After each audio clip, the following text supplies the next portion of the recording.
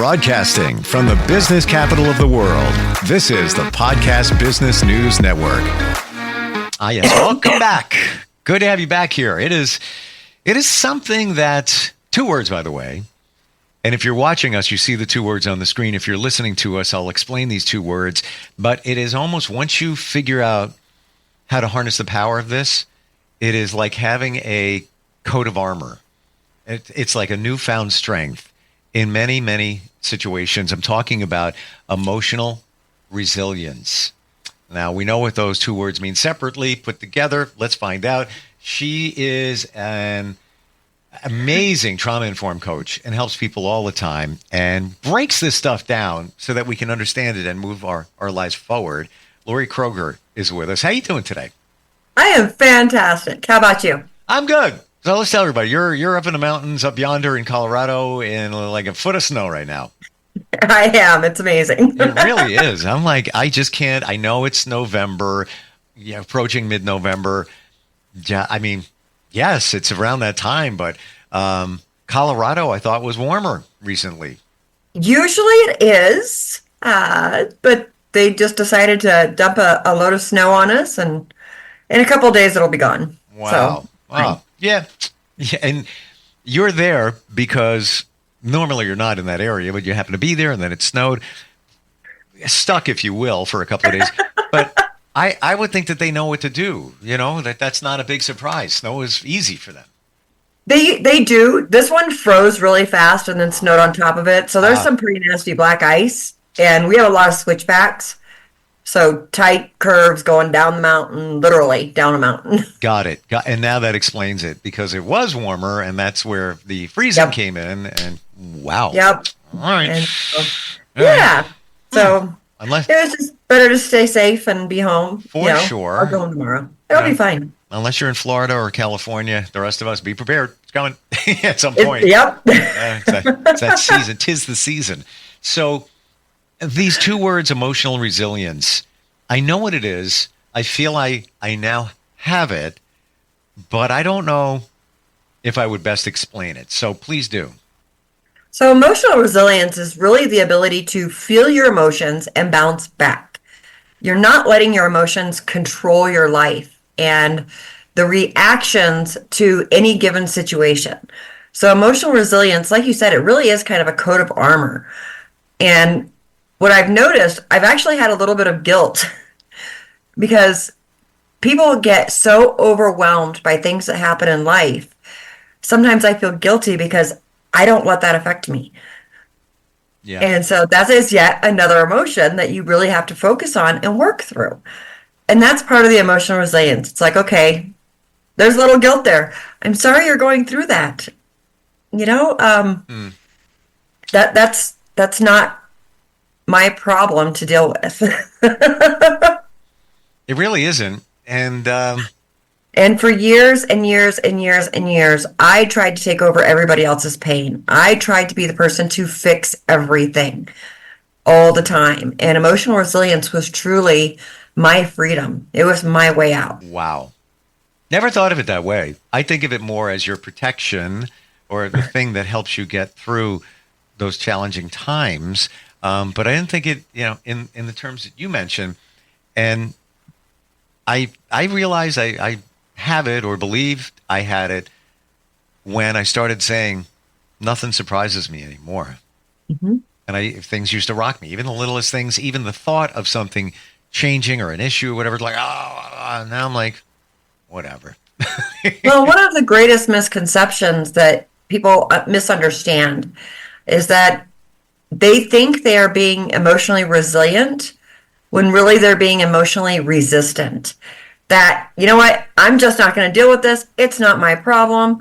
And not allowing themselves to go through the process. And then eventually what happens, like we talked about last week, you explode. And at the drop of a pin, your whole world starts to crumble around you. And you don't understand why. It's because all of these little pieces have added up. That's where that emotional resistance comes in. When you say, how did you phrase that before? Not emotional resistance, but emotional... resilience. No, like almost like denial. What was that word? Yeah, so it's the emotional resistance. Resistance. Okay, my bad. Yep. Yep. Is when we say a resistance, is it just like you're just not dealing with it? Would you say that comes, just Yep. Some people bottle it up, and they stuff it inside. They don't deal with it. They push it aside, they push it away, and they think that they're being resilient until they break. And when they break, it could be a complete emotional meltdown. It could be an explosion. They go into severe depression. Wow. And those are the pieces where emotional resilience makes a big difference. And understanding that you're not stuffing those emotions. You're actually allowing yourself to feel them and then give yourself permission to be okay. Is it a product of when you figured it out, you allow yourself to feel it, and then you move past it quickly? Sometimes quicker than others. Yeah, but quicker. It takes quicker time than if you to didn't, get there. Quicker than if you didn't figure it out. Previously before you did the work. Okay. 100%. I can move through these emotions sometimes in a day, sometimes in a couple of hours, sometimes in a few minutes. There are some people, it might even take a week before they become aware that it's affecting them. And then as soon as they realize it's affecting them, your resilience kicks in and you get better and better. And you start becoming more and more aware as you get better at recognizing your emotions. All right. How do we do this? So we actually have 6 pillars that I want to go through. Last week we talked about some of the elements, and now we've got some pillars. So we have balance. Resilience begins with balance and finding a rhythm between your work, your relationships, the self-care, and the challenges that we face. Understanding that we need to balance these things. And then by nurturing balance, we build steady foundations that helps to ground us, and it keeps us centered no matter what happens. So we need to find that balance. Once you have that emotional resilience, you've gained that balance. And it's not about being equal. It's not, 25, 25, 25, 25. It's knowing when to shift the load. And that's how we find that balance. Intentionality. It really is about making choices on purpose that align with our values and making sure that what we are doing, what we are saying, and how we are responding to a situation aligns with who we want to be. I got my notes. And then we have focused clarity. And that's the combination that once you have that emotional resilience, you're able to see things more clearly and focus on those things that are important. The little things don't bother you. Like you said, nothing surprises me anymore. Those little things don't bother you. Are the big things going to come up? Oh, yeah. Are you able to process that more clearly? Yes. So that's where we come up with that focused clarity. The growth mindset. When you have that emotional resilience, you have that ability to grow past. You get out of your comfort zone and you start to look at, okay, what is this teaching me? Where's the lesson in this event, this circumstance, this hardship, this stepping stone that's going to get me to the next place? And it gives you that boost into that personal growth. Is the lesson extremely important to realize? It is. Okay. Oftentimes what happens is if we don't learn the lesson, then that history repeats itself. Well, and the universe will continue to throw that at you until you learn that lesson. Yep. And I have that, and I firmly believe it. No matter what, this is the way it's going to be. You can keep going this way, keep going that way. Eventually, and it'll still be the same outcome, just take longer. So you might as well. And I think we've used that analogy before. You're in the river, you're floating, you're swimming, but then you're like, I don't want to go that way. I'm going to go this way, or I'm going to grab that rock or that log. And I'm going to over here. Now let me go over here. That when they say go with the flow, that's what that means. Just go with the current. Let it take you where it needs to take you. Needs, keyword there, because the universe knows better than we do. That's the way it's going to be. I didn't know that the lesson was so important in this. The lesson is absolutely critical. And when you have that ability to then look at any given situation, any event, any circumstance in life and say, okay, this sucks. Yeah. You give yourself that time to, feel those emotions, whether it's anger, whether it's sadness, whether you're grieving. Okay, now what can I take from this that maybe at some point I want to teach somebody else? Maybe it's my child, maybe it's a friend that is looking and learning a similar lesson. And we're able to provide the insight of things that we've gone through. It's a bit of a challenge because in my experience, even recently, you want to share your insight and knowledge and the things that you learned by going through a lot of CRAP so other people don't have to, and the lesson you learned. But not everybody wants to hear your advice, especially your kids. Nope. And so I wonder, if it's another adult, is it better to say, can I give you advice or can I tell you what I'm thinking right now about this instead of just, but you know what you should do? It's very, very delicate balance there. It is. And more often than not, when you're giving advice, people aren't going to listen anyway.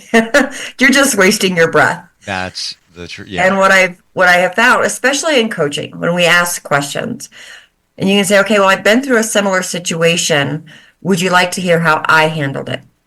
Would you like some ideas? Maybe there's another way that you can approach the situation. And when you start asking questions and you get curious, they can start generating more ideas for themselves and come up with their own solution and learn their own lesson. I like that because it's many times we just want to blurt it out. I'm going to tell you because you're excited that you figured it out and you want to share it and you see that you feel that you can help them, but that's a great one. I've been through a similar situation. Can I share something with you?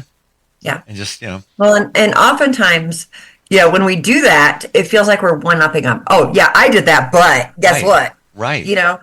And it really diminishes what they're going through. Yes. And I don't care if you're going through the loss of a loved one or loss of a pet. The emotions are the same. And trying to outdo, well, I'm sorry you just lost your dog, but my brother just died. There's no difference in the emotion. Exactly. And so when you say, I've been through something similar, it softens that and doesn't put a comparison inside of it. The classic is with your kids where you offer a suggestion and you try to compare your life when you were younger to theirs. It's all well intended, but you're not them. And that was how many decades ago? Different times now, But the emotions are the same, and so. But your kid doesn't know that. No. Nor do they care to know that. And oh no, they hit that teen years. We know it all. It's good. Exactly. Yeah. What was that moment where you realized that I got emotional resilience? I think it was probably after my last emotional breakdown. Because we're not perfect.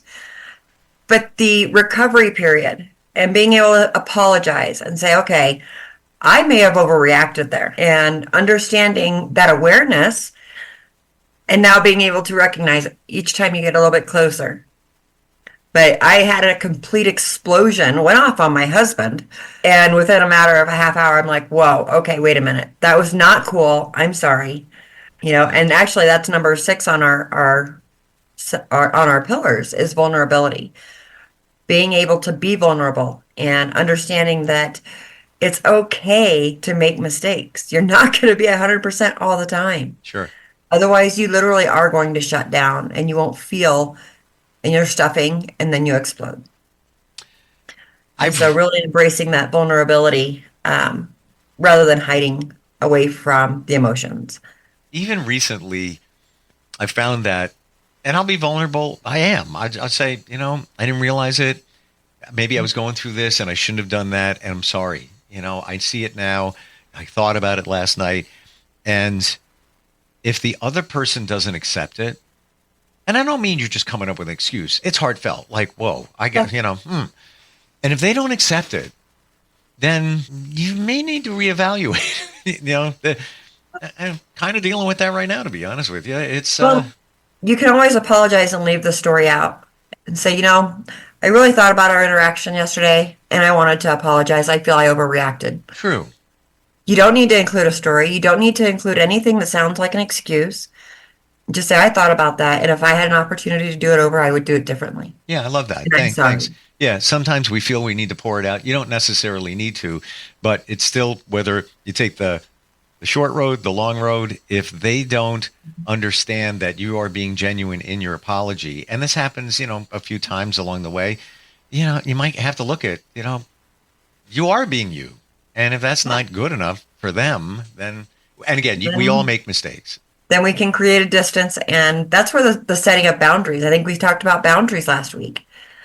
When we were talking about some of the elements, is setting those boundaries and saying, this is where I am. And if you're not there with me, that's okay.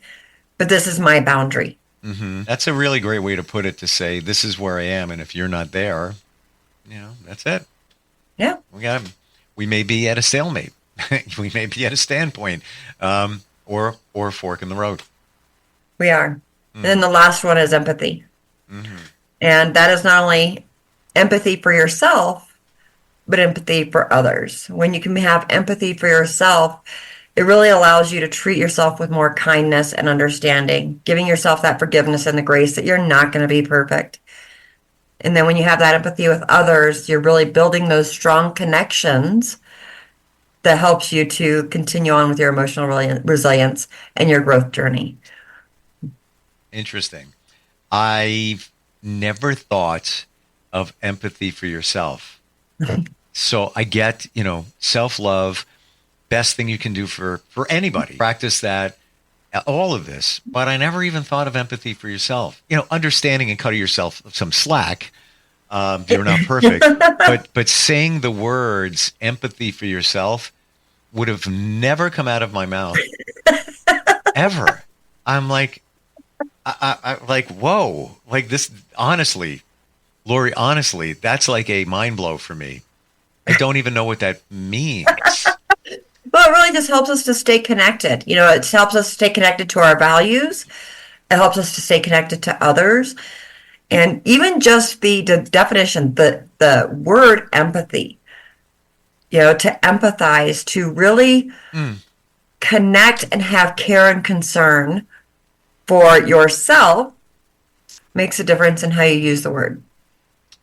Absolutely. This is going to take me time to process. Got to be honest with you, because I never even, the whole notion of it, I never even thought of it, because my view is always empathy for others. How are others feeling? I care about you. I have compassion for you. But now turn that back on you. Yeah. Turn that inward. That's amazing. And it also allows you to understand that you can give yourself the same grace that you would give somebody else. It's not to say that you don't care about yourself. Some of us don't take that time and that understanding. And when you get there, that's all good. But the empathy part, it really is a different view of it. Wow. It is. Wow. It really is. And that's why I like to teach and coach on this emotional resilience. You really get to learn where people are, and then you can start helping them walk and build. And if they don't want to do one-on-one, they can go into an online program and start building that resilience before they earn that before they step into that vulnerability. And so that's just one of those pieces where knowledge is power. That's great. But the actions behind the knowledge, the use of that knowledge, is really where the true power lies. Would you say that emotional resilience is the top 3 or number 3, or somewhere between 1 and 3 most important things you can do to move your life forward? Oh, absolutely. And it's also one of the top skill sets for employers. How do you mean?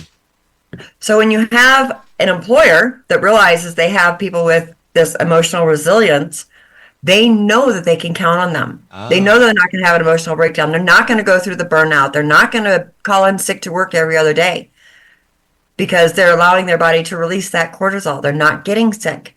They're not breaking down. They're not having emotional burnouts. They're able to show up and be productive at work. Wow. Interesting. How do you know that it's not just somebody that just doesn't care? Tell me more. So let's say you know somebody and it just seems like everything rolls off their shoulder. Nothing phases them. They always keep moving forward. Could be an employee, whatever. Is there a possibility that they don't have empathy? They just don't even care. Or is that similar to emotional resilience? That's also an armor. They're putting up a wall, and it's a mask more often than not. You know, if you have somebody, you can tell the difference between the emotional resilience because they are happy, they are engaging, they do have empathy for other people. When they've put up this protective wall around them, they have shut themselves off from the world. And they will interact, and they will, more often than not, put up a great facade, but they're really, truly not happy inside, and it's going to break. It's going to break.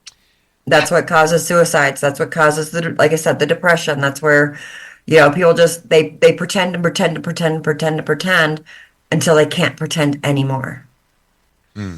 So it seems to me the key here is being happy, but being able to move past things forward faster with less emotional damage, if you will. Yeah, without holding on to it. You can give yourself permission to let go.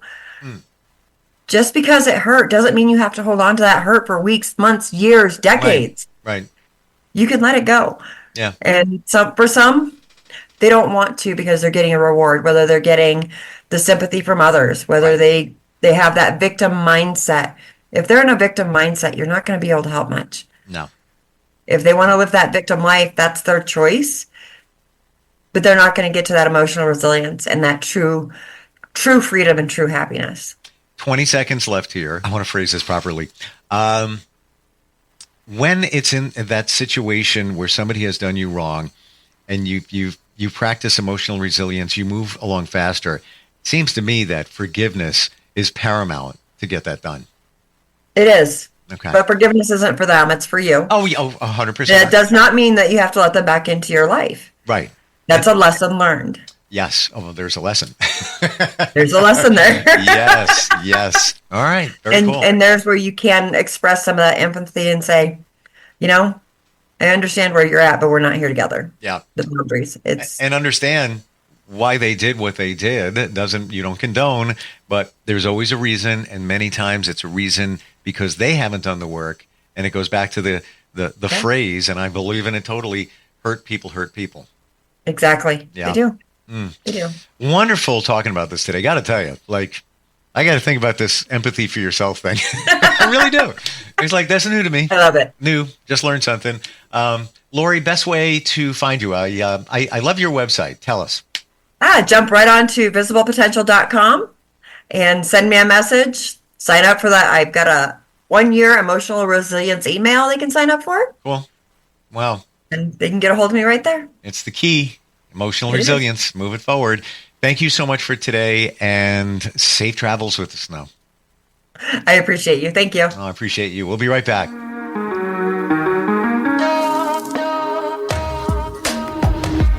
Broadcasting from the business capital of the world, this is the Podcast Business News Network.